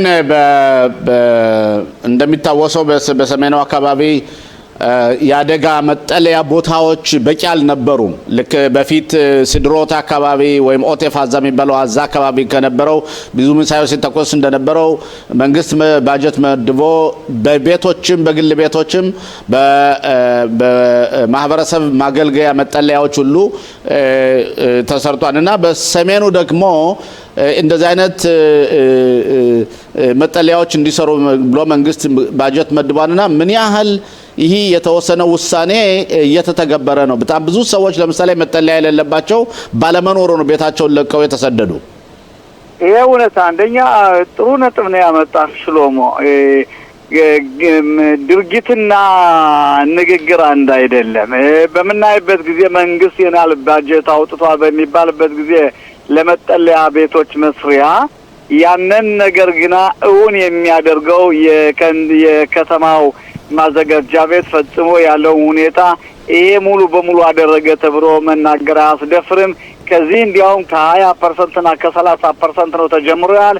ከነዚህም ደግሞ የተለያዩ ከተማዎች ደግሞ እናካቶም 30 እና 20% ያልደረሳቸው አሉ እና በከተማዎች አካባቢ ከፍተኛ የሆነ ድክመት አለ። ገንዘቡም ሆነ ባጀት በሚወጣበት ጊዜ ያም ባጀት ወዲያውኑ ተጠቅሞ ካሁን ቀደም የተማርናቸውን ነገሮች ዝግጁ እንድንሆን የሚገፋፋ ፖሊሲ የላቸውም። በጠቅላላ በዚህ በመዘጋጃ ቤት በከተማዎች አካባቢ ችግር አለ። ይሄ ነገር የሀገሪቱ ችግር ነው እንጂ አንድ አካባቢ ችግር ብቻ አይደለም።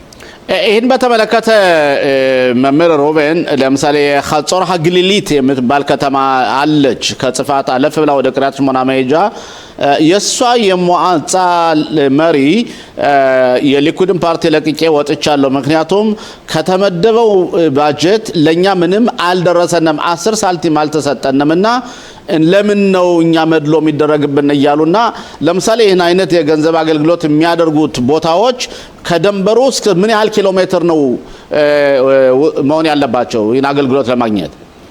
ይኸውልህ በመጀመሪያ ደረጃ የዚህን ሰውዬን አዳምጬዋለሁ። ነገር ግን ይሄንን ሁኔታና ከዚህ ፓርቲ ወጣለው የሚለው ሁኔታ ትክክለኛ አባባል አይደለም። መጀመሪያ የፖለቲካ ሳይሆን የህይወት ማዳንን ባስመለከተ ነው።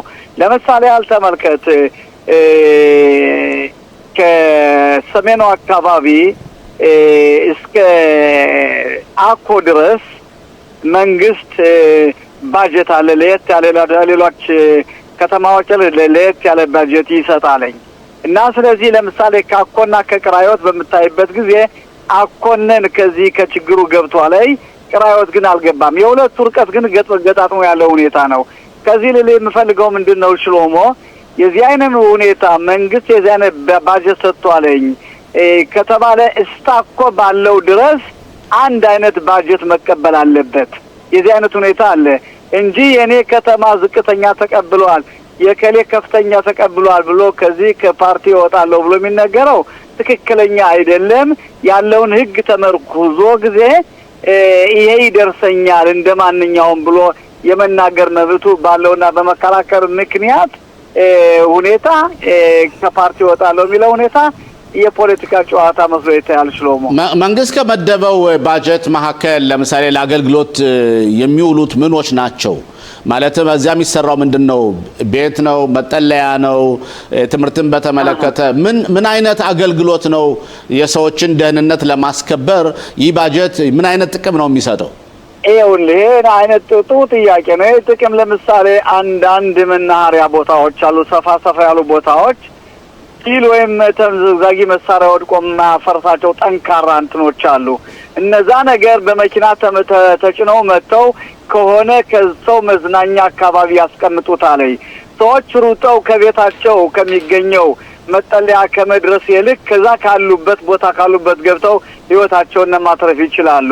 እንደነዚህ ያሉ ቤቶች ተሰርተው በተለያዩ ቦታዎች ህዝብ በሚበዛበት መዝናኛ ባሉበት አካባቢ ልጆችም ሆነ ትላልቆች ሰዎችም ሆነ ልጆች በሚዛኑበት ቦታ እንደነዚህ ያሉ ነገሮች እየተጫኑ ይመጣሉ። ለምሳሌ በእኛ ባለንበት በክሪያቲያም ኒጻን የሚባል ቦታ አለ። ከዛ ቦታ ላይ የዛ አይነት ሁኔታ ተቀምጧል በኤሪያው መግዛት ምክንያት እና እንደነዚህ ያሉት ነው በጣም ለህዝቡ ህይወት ማደኛ የሚሆኑ እነዚህ ናቸው። እንግዲህ ሰውነን መንግስትና የአካባቢውነን ሰው እንዳይግባቡ ላደረገ ቻለው እንደነዚህ ያሉ ነገሮች ናቸው። ይሄ አሁን መንግስት ከመደበው ገንዘብ መካከል ለምሳሌ ብዙ እንደሚታወሰው የሰሜኑ አካባቢ ጺመር የሚባል አለ ወይም ደግሞ የቱሪዝምና የመዝናኛ ቦታዎች አካባቢ በጣም ቆንጆ ቦታ ስለሆነ ቤተሰቦችን እያያዙ ይዝማሙ ነበር። እዛው አካባቢ ያሉት ደጎች ደግሞ መተዳደሪያቸው ነው። ማለትም ከ7 ቀን 10ኛ ወር 23 ዓመተ ምህረት ጀምሮ ይሄ መተዳደሪያ ብዙ የተዘጋ ነው። ያ ብቻ ሳይሆን እንዲያውም የቢዝነስ ሴክተሮች ሁሉ ብዙ የተዘጉ አሉ፣ አገልግሎት የማይሰጡ። ለነዚህ ሰዎችስ መንግስት ድጎማ አድርጎላቸዋል? ኮምፔንሴሽን ሰጥቷቸዋል? ተመልሰው ራሳቸውን እንዲቋቋሙ ከዚህ ባጀት የተመደበ ነው ወይስ ለሚጉኒት ወይም ደግሞ ራስን ያደጋ መከላከያ መጠጊያ ብቻ ነው? ምን አይነት እርዳታ ነው ለህዝቡ እየተለገሰለት ያለው? ሁለት አይነት ባጀት አለ። በመጀመሪያ ራሱን የቻለ ለምሳሌ ጺሜርም ያልካቸው በሁለት አይነት ባጀት አለ። አንደኛው ባጀት ምንድነው? ጺሜራቸውን ምናልባት ሰው ስለማይመጣና ሰው ፍራቻ ስላለው መንግስት ሰውን በሚመጣው ፈንታ ታስቦ መንግስት ባጀት የሚሰጣባቸው ሁኔታ ይሄ ራሱን የቻለ ነው። እንደገና ደግሞ ሚጉኒት ብለህ የጠራኸው ደግሞ ሚጉኒት እርግጥ ጺሜር ያለበት አካባቢ ሚጉኒትም ያስፈልገዋል። ጺሜር ያላቸው ሰዎች ሁለት ባጀት ይቀበላሉ። አንደኛው ለራሱ ለጺሜር ያለው ሁኔታ ሲሆን፣ ሁለተኛው ደግሞ ለሚጉኒት የሚሆን ደግሞ ከዚህም ደግሞ እነሱም አሉበት እና ሁለት አይነት ባጀት ነው ያለ። የቢዝነስ ራሱ ባጀት እና የሚጉኒት ባጀት ሁለቱ የተለያዩ ናቸው። ባለ ጺሜር ያላቸው ሁለቱንም ይቀበላሉ። ሚጉኒትም አላቸው፣ ራሱን መንግስት ይሰጣቸዋል። እንደገና ደግሞ ከጺሜር የከሰሩት ደግሞ መንግስት ይሸፍንላቸዋል። የዚህ አይነት ሁኔታ ነው ያለ። በእናንተ በትምህርት በኩልስ በትምህርት ሚኒስቴር የመዋለ ህፃናቶች አሉ፣ ትምህርት ቤት አለ፣ የመደበኛ ትምህርት ቤት አለ። ከመደበኛ ትምህርት በኋላ ከሰዓት በኋላ ደግሞ የትምህርት ድጎማ ለልጆች ለወጣቶች ለመስጠት ይህን በተመለከተ ምን አይነት የገንዘብ ባጀት ተመድቦላቸዋል?